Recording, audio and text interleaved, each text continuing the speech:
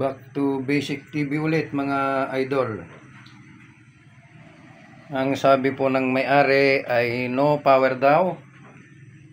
Walang standby. Yan, nabuksan na natin siya. Saksak natin. Ito mga idol. At power natin. Yun, walang light, no indication ng supply o power mga idol. Mag-check tayo. Puntahan agad natin yung kanyang fuse. Ito yun mga idol. Itong TV pala na ito ay China board o Universal TV board. Times 1 na tayo dyan mga idol. Yung fuse ang i-measure natin kung may continuity. Meron siya mga idol. Para malaman naman natin kung okay yung kanyang switch, ay direktahin na natin sa saksakan. Yun. Yun po yung kanyang inlet ng supply AC. Yan siya na malikot. Wala tayong taga video. At yan yung kanyang AC cord.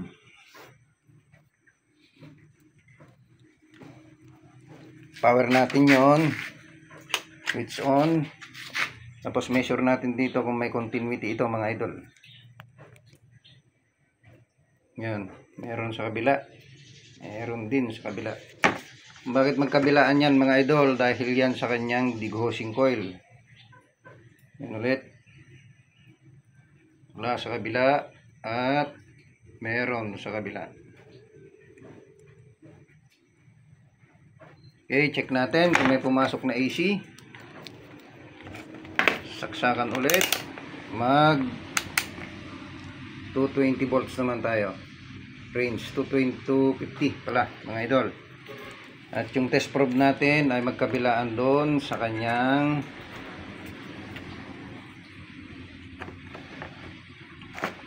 jack inlet AC mga idol. O saksak natin. Nakaswitch na yon. Saksak natin. Tignan natin kung may papasok. Ayun, meron mga idol, oh. 250 pa nga. Ibig sabihin, buo yung switch, buo yung fuse. At susunod natin dyan yung mismong power supply. Baliktarin lang natin yung board mga idol. Titignan natin kung may pumasok sa kanyang regulator. Okay, ayan siya mga idol. Ito, makikita nyo dyan, may sign pala ng overheat sa dito banda.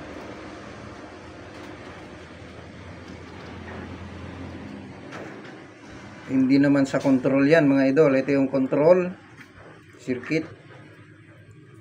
At yan ay sa secondary ABR o regulator. Mga supply ng regulator yan mga idol.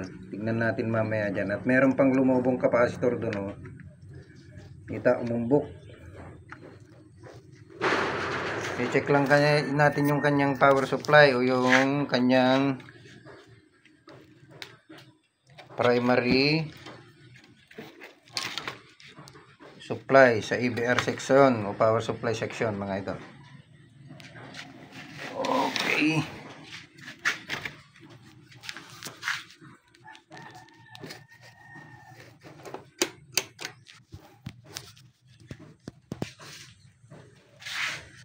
Gamit po tayo ng digital para malaman natin agad.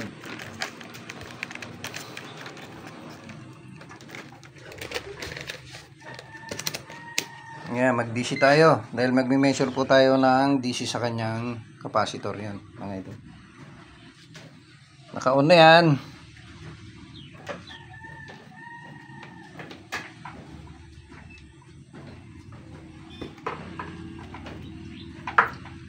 Saksak lang ulit natin. Yun, nag-spark pa. Dahil may pumasok na AC na kanina, tignan natin dito sa may capacitor kung meron siyang 300 plus na voltahe, mga idol, positive negatives. Sa digital kasi kahit magbaliktad dyan, okay lang mga idol. Magne-negative lang siya. Ayan o, 329. Di goods, nakapasok siya. Ground to collector. Tignan natin kung pumasok sa kanyang collector. Ingat lang sa pagtusok mga idol. Ayun, ground pa rin yun. Tapos tusok natin sa collector. Kung tignan natin kung nakapasok, ayun, 329 pa rin. Pasok siya mga idol. Ngayon, punta naman tayo sa secondary. Meron siyang supply sa playback. Yan, wala dyan sa diode na yan mga idol. Baybayin nyo yan. Punta rito, yun, papasok sa may playback yan mga idol. Ayun yun, oh. Tignan natin kung nakapasok sa may playback, kung may supply.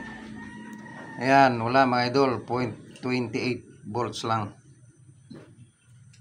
0.28 volts. Dito naman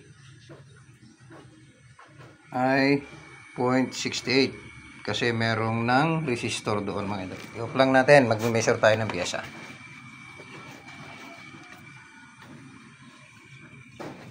Hindi ko makapa. Iyon.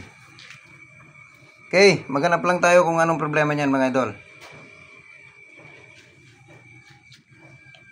So, mag time is 1 naman tayo. Kadalasan dyan, minsan may short kung walang secondary output mga idol. Kung wala namang shorted, maaring yung ABR section ang naging problema. Pero maghanap muna tayo ng shorted dito sa secondary kasi may nakapasok naman po dun sa primary. Tanggalin natin sa saksakan. Mag-buzzer tayo mga idol. Punta tayo dito sa kanyang supply sa may playback o horizontal output. Ay yun, no? 3.3. Diode yan mga idol. Sana wala dyan. Walang resistance yan. Ibaliktad natin. Reverse. Ayun, meron pa rin mga idol. Tingnan din natin yung ibang mga diode pa. Ayun, oh, capacitor lang ang nare-reading. Ayun, capacitor lang ang nare-reading. At yung isa pa, ayun, yung capacitance lang ang nare-reading mga idol. Dito tayo mag-focus sa kanyang horizontal output o horizontal supply.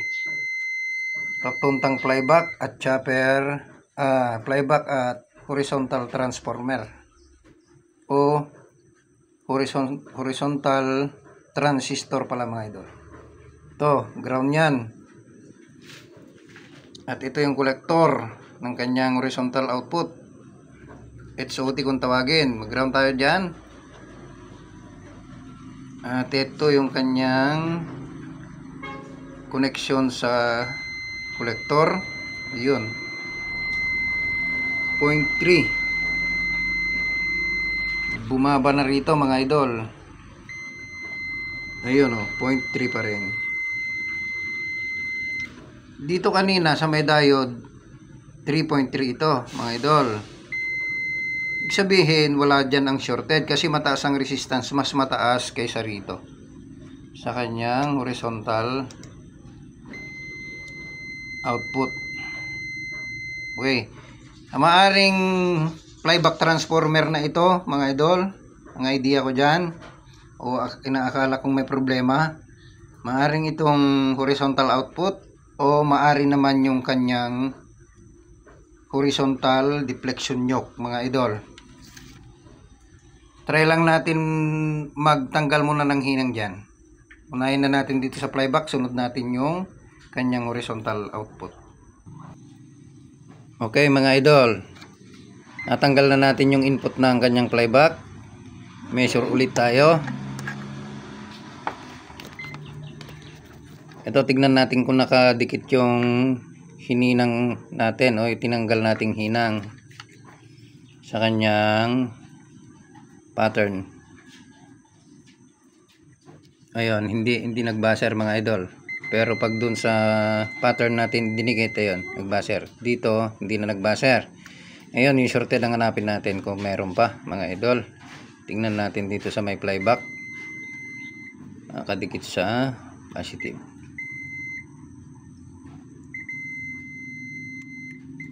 Ayan, parang meron pa mga idol. Parang nandito yung kanyang hindi siguro yan kasi nakakabit pa yan dyan sa may horizontal output. Pero yung mula sa chopper, wala na mga idol. Ito may 3.3 tayo kanina rito. Ayun, wala na. Kabila, reverse.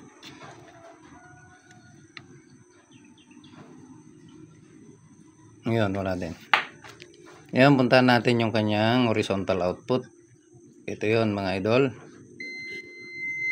Ayan, nandyan yung 0.3. Kalasin lang ulit natin yung collector nya. Ayan mga idol, nakalas na natin yung kanyang HOT, horizontal output.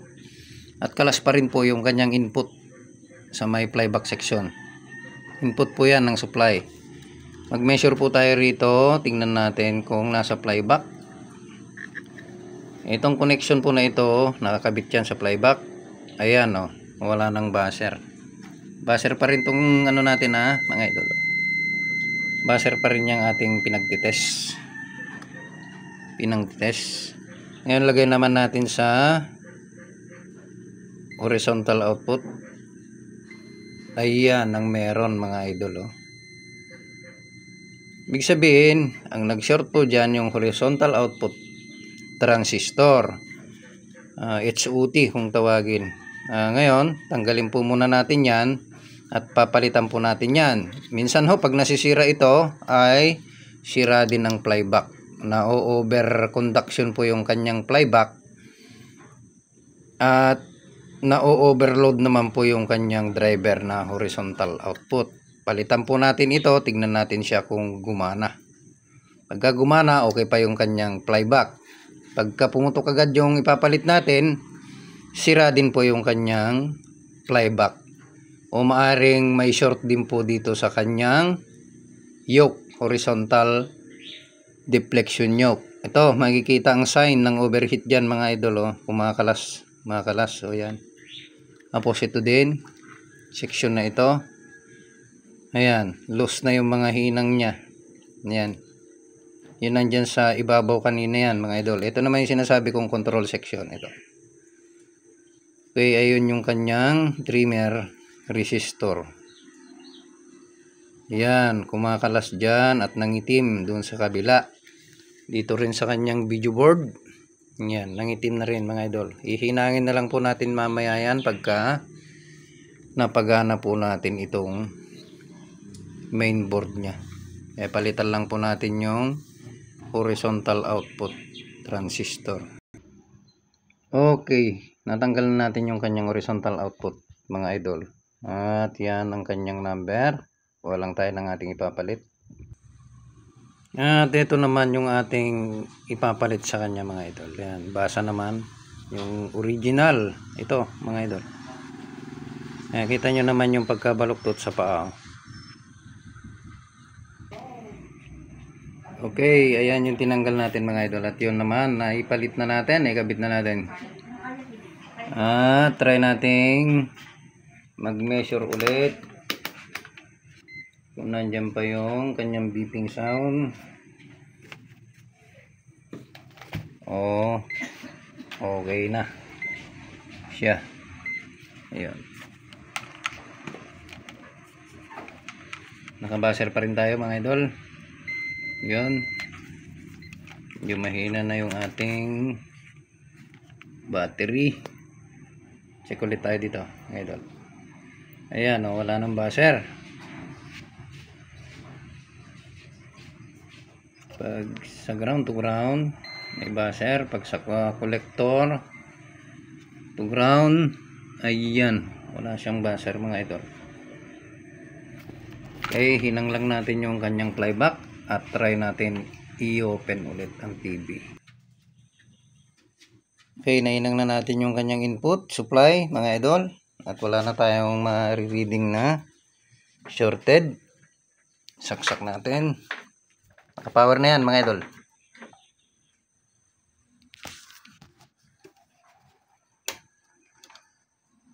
Yun. Tingnan natin doon. Wala pa ring standby. Ano kaya yan? Nabunot kaya?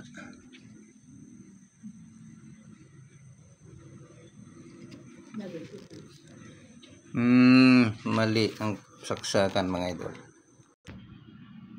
Kamali pa tayo kung saan natin in-input yung kanyang monitor LED, standby LED. Ayun, power na siya at nag-oscillate. Ayun mga idol, oh, okay na. Meron ng display o raster pala, wala pang display, raster pa lang yan mga idol. Bago po natin lagyan ng video, i-reheat lang po muna natin lahat dyan, yung mga kumalas, yan, pati sa kanyang chopper transformer. Okay, mag-reheat lang tayo mga idol.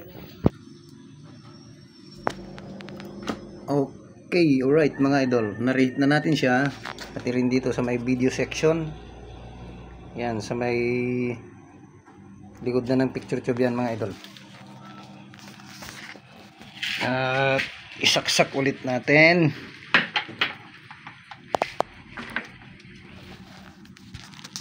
Power.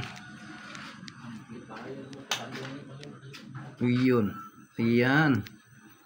Ang sistema pala nito magpa-power, yung indicator, at pag nag-oscillate na siya, mag-go-off mga idol. Ayan oh. May raster na. Maglalagay lang tayo ng video mga idol. Yan mga idol, nalagyan na natin ng video, tignan natin ang kanyang display. Yan, yung gumagalaw na yan sa pixel ng ating video o cellphone yan mga idol, mahina ang ating pixel. Alright, saka medyo madilim yung background, adjust na lang natin ng konti yan, konting adjustment lang yan mga idol. Okay, maraming salamat sa pagsubaybay mga idol. Hanggang dyan sa muli, sana nakapag-iwan ako ng konting tips sa mga kapwa ko newbie na nagre-repair ng mga ganitong gamit. Okay, salamat mga idol.